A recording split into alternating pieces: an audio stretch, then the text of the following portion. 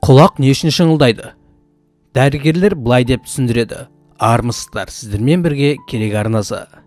Дәрігерлердің сөзінше құлақ тинитус, яғни өзіндік симптом ретінде немесе қандай да бір аурудың белгісін білдіруі мүмкін. Бұл ішкі құлақтың аурулары болуы мүмкін. Мысалы, сенсорлық есту қабілетінің жоғалуы, есту жүйесінің қабынуы. Бұлар өте жиі кездесетін ауру.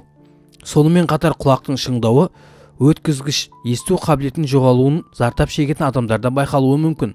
Ол көбінесе әйелдерде қатысты. Сондай-ақ күкірт тығынымен байланысты. Ол ұзақ уақыт құлақ арнасында болған кезде ол қолайсыздық тудырады және шыңылдауға айналатын шу байқалады. Одан бөлек адамда артериялық қан қысымы жоғарылауы кезінде құлақ шыңылдайды. Қысым азая бастаған кезде бастапқы шу пайда болады да артынша ол шыңылдауға ұласады. Назарларыңызға рахмет.